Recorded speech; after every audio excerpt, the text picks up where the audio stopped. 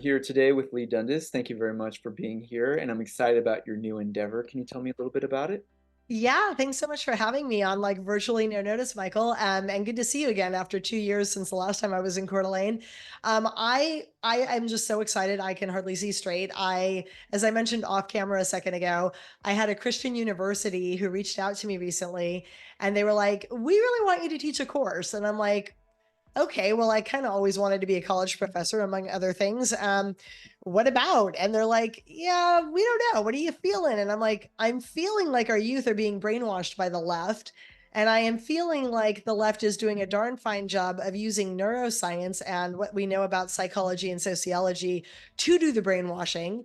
And simultaneously, I feel like we are not leveraging an entire body of science that we know exists to make our kids and ourselves into winners in this fight. Like there's ways and recipes to get your mind right to win, and then actual step-by-step plays you can run, like plays on a quarterback on a football field that you can actually run to win when you're fighting a communist overthrow of your government, which is what's happening now.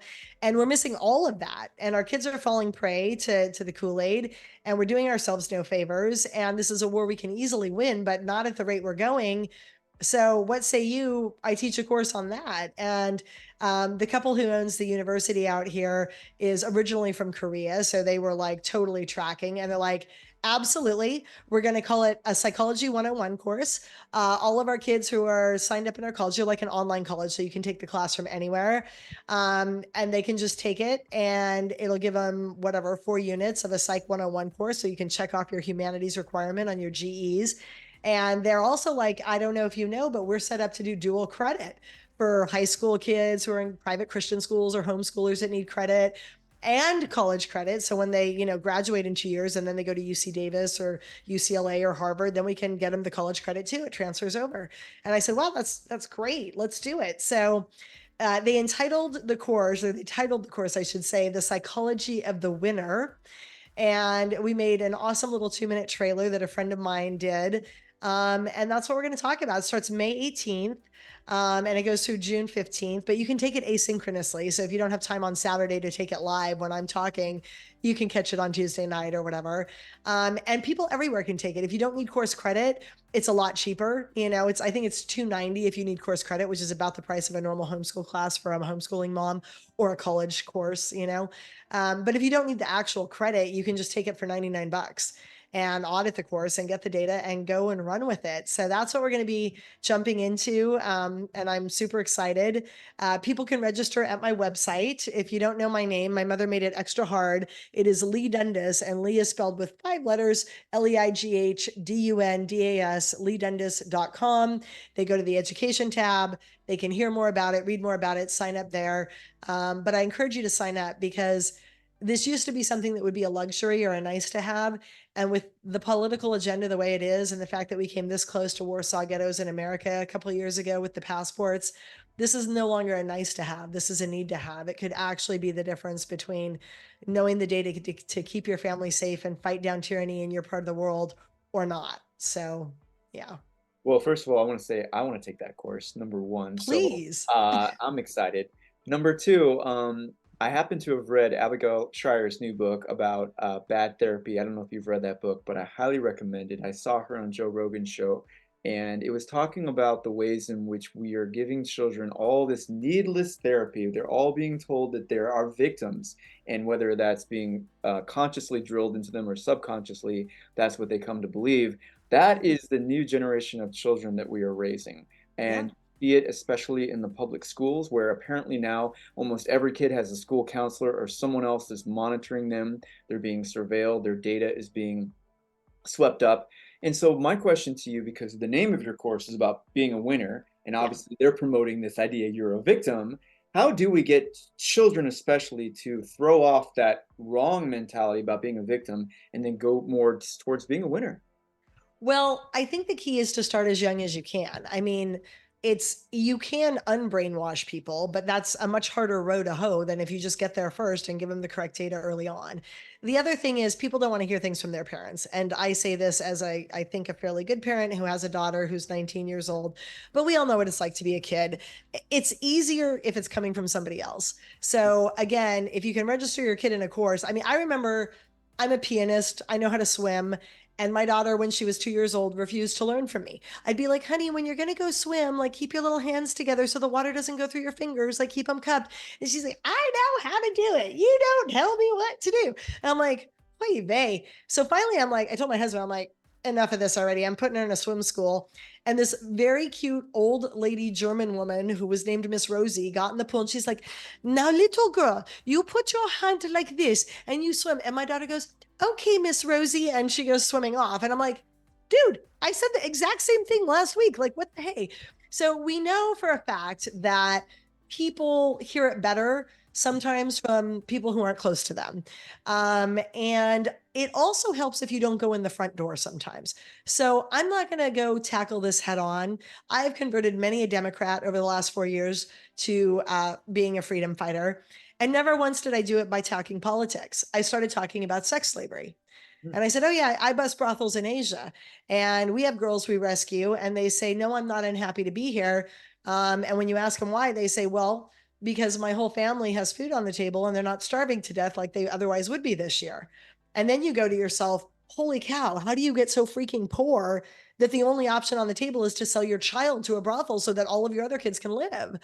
And when you look behind that curtain, what you rapidly realize is they are coming from communist countries. 90% of the kids that we rescue out of the Thailand brothels are coming out of Laos. What is Laos? Laos is a currently communist country. And, and then Cambodia is the other place that we rescue them from. And that, of course, had a communist overthrow their government a long time ago in the 70s when I was a kid. And that is what communism does. It makes you so poor that you're going to end up selling your child to stay alive. And when I start talking about it like that, people are like, wow. And then I show them because a picture is worth 1,000 words. I'm like, look, I took my daughter literally to the killing fields of Cambodia when she was 8 years old. I'm trying to find the photo in my book here. And she asked me as she stared at the skeletons in the monument that to this day, 50 years after Pol Pot's overthrow of Cambodia, will rise up out of their shallow graves, at which point the remaining Cambodians put them in this glass case. My daughter looked at me and she's like, what happened? And I'm like, those in power lied. And by the time the people figured it out, it was too damn late. Mm-hmm. Let this be a lesson to you. Don't you ever trust somebody in a position of power simply because of their platform. If anything, you distrust them as a baseline until they've proven themselves trustworthy. I thought we were going to have to do a bunch of therapy for my child. In point of fact, we never did a day of therapy. She is probably at the most liberal campus in California right now. And when somebody comes up to her and goes, do you think it would be cool to live in a communist or socialist country, which is an actual survey that they do of our college youth, and fully 51% of our college youth, and this was pre-pandemic, would say, oh yeah, I think it would be cool to live in a communist country. Not my daughter. You know why? Because she's seen where it leads. And when I come in the side door and I start talking about sex trafficking, who's going to be against sex trafficking? Like everybody's like, oh, that's so sad. Oh, and they're listening to me and I'm bonding with them. And by the time I get to the end of the spiel, all of a sudden they're able to draw their own conclusions about how Pol Pot overthrew Cambodia or how Hitler overthrew Nazi Germany.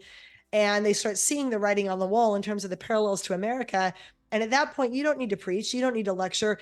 They've made up their own mind, and that is a decision they will never undo, and they absolutely own it to the nth degree. By the way, we're moving furniture here in case you can't see. My husband is moving my backdrop in behind me. I like it. All right. Because yeah, honey, if you could shift it a little to the stairwell side, babe, it's a little off center. I know. Anyway, so here I'll pivot it, but yeah, the girl you see in that backdrop, it was her friend that told me I'm not unhappy to be in a brothel because my family is not starving. So these are the things that we're dealing with. And if we don't want our kids in brothels living in a communist hell, we need to get upside right on what we're doing right now. And the way to do that is through education. People who know more make hell of a lot better decisions. Okay. You need to get in the data, but it's easier if it's coming from somebody they're not already trained to ignore, like a parent or a sibling. And multimodal learning is a thing. Handwriting is a thing. People retain data better when they're face to face and when they have to handwrite their notes. I'm going to give extra credit in my class for people who turn in handwritten notes. I want them to actually apply the data, not just listen to it. Well, I couldn't agree more about that, and that's why ChatGPT is such a big danger, Yeah. among other reasons. Real quick, you kind of sketched it out there, but you mentioned how the U.S. almost became a gulag, or the ghettos in Warsaw. I Yeah. would like you've gone very far in talking about Cambodia. Now let's bring it back to America. Let's imagine that the current indoctrination continues on both our campuses and just regular public schools through K through 12. What will the world look like? What will America look like in 10 years, 20 years if people don't begin getting the kind of education that you're offering? They start with passports and restricting travel. And that is why when that comes to your town, you need to fight it with everything you have. You need to fight as if somebody has a gun to your head because you may not realize it, but they do. As soon as you have to show some sort of a paperwork or, God forbid, a digital ID to go somewhere, they can tell you you're not allowed entry. And from there, it's a very small step to saying, you know what? You're not allowed entry anywhere. So you're just going to live in this little Japanese internment camp or this little gulag or this little, Warsaw ghetto. And at that point, it's shooting fish in a barrel. You're dead. So you need to fight the restrictions on travel with everything that you bring to bear. And if we lose that, one of Yeah. the reasons I fought that agenda so hard in Orange County is as Orange County goes, so goes Cali. As Cali goes, so goes the nation. As goes the US, so goes the world. We were ground zero. I knew we were ground zero. I knew New York was a lost cause, but I felt like we had a fighting chance. And I got an actual Holocaust survivor to call it out on a TV ad, 30 seconds, that I aired on CNN, Fox, and MSNBC. And she called out our Board of Supervisors for being the new Fourth Reich. And at that point, Ma and Pa Kettle sitting there eating bonbons on their, couch, who are good people, but they're not watching your channel. They're not watching Charlie Ward. They're not watching Mel K. They were suddenly alerted to this and they're burning up the phone lines of their elected officials, and their elected officials want to get reelected. So they drop that thing like a hot potato. The reason I fought so hard is because you don't come back from a camp. So you can't afford to let it get there. And where we are going with this communist overthrow of our government, well, communism had 45 goals. Taking over the student press was the first one. Okay. And using the schools as a purveyor, a conveyor belt of communist socialist propaganda was one of their other ones. And they're largely there. I mean, Khrushchev said, I'll take America without firing a single shot. I'll destroy her from within. And when you got 51% of our college age youth 5 years ago going, yeah, I think it'd be cool to live in Cuba, you got a problem. The answer is quit taking your kids to Grand Cayman and the Grand Canyon. You put your kid on a one-way flight to Cambodia with you this summer and you walk them through the killing fields. You walk them through Auschwitz. You walk them wherever you can go. And when they see it with their own eyes and they go, oh my gosh, you won't have to preach another single second or syllable. They will own it, they will internalize it, and they will fight it with everything they have. And so I cannot take everybody with me to Cambodia. I mean, maybe I could. That could be a new course. But I'm starting right here in Orange County in a few days' time. It starts Saturday, May 18th. LeighDundas.com. Click the education tab to register. But this is how you start. You give them the data, and once they're not dumb. 80% of the people on this planet are good-hearted, and they will make better decisions if they have the actual truth. You get them the truth by any means possible, and that's why I'm so honored and excited to be teaching this course. And I want to close really quickly, and then I have to go, with the drowning rat. Have you guys heard about the drowning rat? I have heard about it. Okay, I'm going to tell your viewers in case they haven't. You drown a rat, on average, it takes him 15 minutes to sink to the bottom of the barrel and drown. If, however, you pick him out at minute 14 and you go, hey, little rat, you're a good little rat. You got this, little dude. And then you throw him back in, not only will he swim for another 15 minutes, he will swim for 3 damn days.